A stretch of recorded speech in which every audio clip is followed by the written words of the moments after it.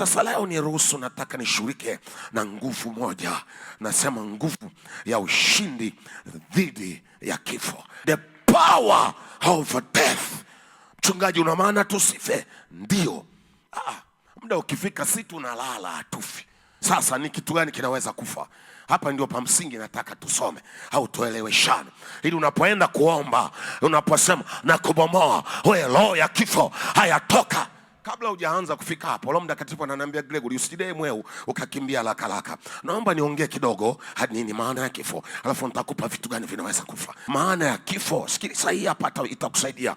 Ni hali ya kuondokewa na utukufu wa Bwana kwenye maisha ya mtu. Mungu anapoondoa ule utukufu wake, ule uweza wake, ile mamlaka yake, ule uzuri wake, ule hapo tunaita kifo.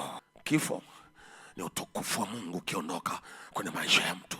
Utukufu wa Mungu ukiondoka kwenye maisha yako. Hiyo ndio kitu ambacho kiliondoka kwenye kitabu, kwenye maisha ya Adam.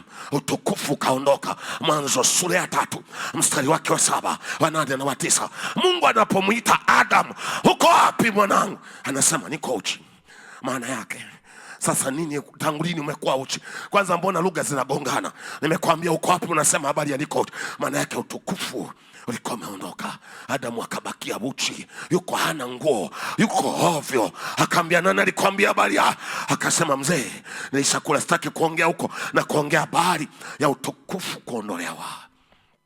Kifo kibaya sana, na shetani anajua kile ambacho hawezi kukifanya kwenye maisha yako, kile ambacho hawezi kukushambulia, kile ambacho hawezi kukufanyia kibaya, ni kwa sababu kuna uwigo wa utukufu wa Bwana. Akifanya anachoweza, akauondoa huo, anajua umeisha. Nini maana ya kifo? Namba 2, andika, itakusaidia. Ni hali ya kutengwa. Hali ya kutengwa. Hali ya kutengwa na mema. Hali ya kutengwa na mema na wema wa Bwana kwenye maisha ya mtu. Kabala sopeta kalaba shata.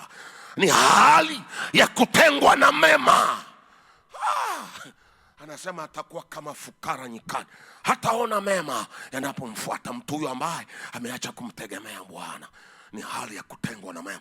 Unafikiri naogopa ukiwekwa kwenye jeneza? Siogopi ile upuzi. Naogopa hii mambo ikikutenga kwenye maisha yako.